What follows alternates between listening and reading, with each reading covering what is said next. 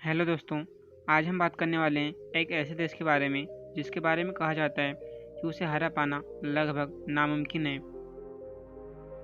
दोस्तों, हम बात करने वाले हैं इजराइल के बारे में, एक ऐसा देश जो चारों तरफ से दुश्मनों से घिरा हुआ है। कौन सा देश कब हमला कर दे इस बात की कोई गारंटी नहीं। ऐसी स्थिति में भी वह दुश्मनों की आंख में आंख डालकर उसका मुंह तोड़ जवाब देने के लिए हमेशा तत्पर बना रहता है।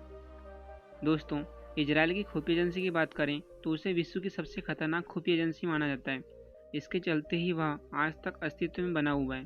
इजराइल के लोगों का मानना है कि अगर कोई उनके देश के किसी एक नागरिक को भी मारता है तो वह उनके देश में घुसकर उनके 10 नागरिकों को मारेगा, जिसके कारण कोई भी दुश्मन देश उन पर हमला करने से डरता है। इजराइल, जो कि विश्व का एकमात्र यहूदियों का देश है, जो पहले फिलिस्तीन के अधीन हुआ करता था। इसकी आज़ादी की बात करें तो यह 14 मई 1948 को फिलिस्तीन से आज़ाद हुआ। आज़ादी के बाद से ही इसे यहूदियों का देश कहा जाता है। दोस्तों, इजराइल का अस्तित्व में बना रहना ही उनके दुश्मनों के लिए किसी बुरे सपने से कम नहीं। इजराइल की महत्वपूर्ण नीति की बात करें तो अगर दुनिया के किसी भी देश में किसी भी यहूदी बच्चे का जन्म होता है तो उसे अपने आप इजराइल की नागरिकता मिल जाती है।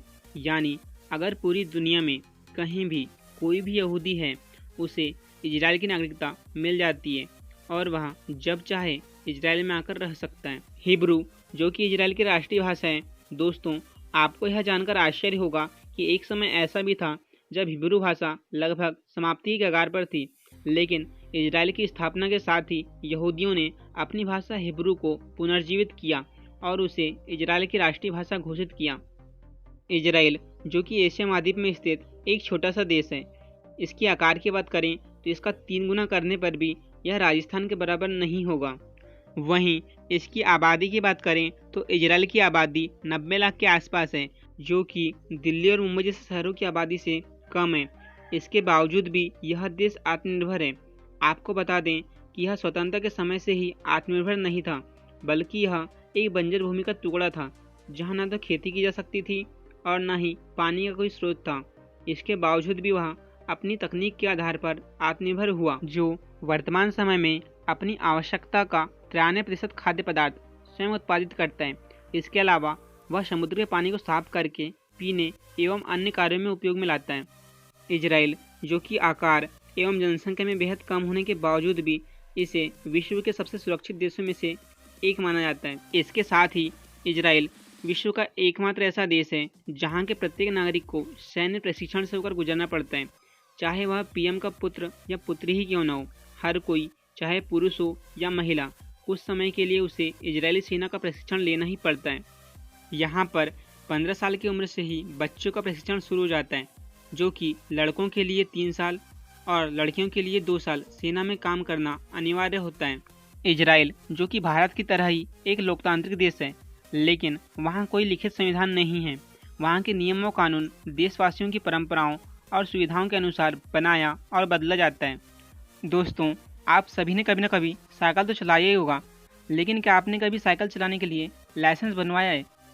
आपको बता दें कि इजराइल विश्व का एकमात्र ऐसा देश है जहां पर यदि आपको साइकिल चलाना है तो आपको लाइसेंस की जरूरत पड़ती है। मोसाद, जो कि इजराइल की एक खुफिया एजेंसी है, जिसे विश्व की सबसे खतरनाक खुफिया एजेंसी माना जाता है। सन 1972 में ओलंपिक खेलों का आयोजन जर्मनी में किया जा रहा था। उस दौरान फिलिस्तीनी आतंकवादियों द्वारा इजराइल के 12 खिलाड़ियों को मार दिया गया। इसके ठीक 2 दिन बाद ही 2000 से अधिक फिलिस्तीनी आतंकवादियों को मोसाद ने मौत के घाट उतार दिया। इसी तरह 1976 में फिलिस्तीनी आतंकवादियों ने इजराइल के विमान को अगवा कर लिया और उसे युगांडा ले गए, जिसमें इजराइल के 248 यात्री मौजूद थे। तब इजराइल ने ऑपरेशन थंडरबोल्ट चलाया, जिसके तहत इजरायली वायुसेना अपने देश से लगभग 4000 किलोमीटर दूर युगांडा में जाकर अपने सभी नागरिकों को सुरक्षित वापस ला लिया। दोस्तों, इजराइल की सैन्य ताकत का अंदाजा हम इसी बात से लगा सकते हैं कि जब जून 1967 में Jordan, Syria, Iraq, Egypt, Kuwait समेत लगभग आधा दर्जन मुस्लिम देशों द्वारा एक साथ इजराइल पर हमला कर दिया गया। इसके बावजूद इजराइल ने केवल 6 दिनों में सबको घुटने टेकने पर मजबूर कर दिया। इतिहास में इस घटना को 6 डे वार के नाम से जाना जाता है।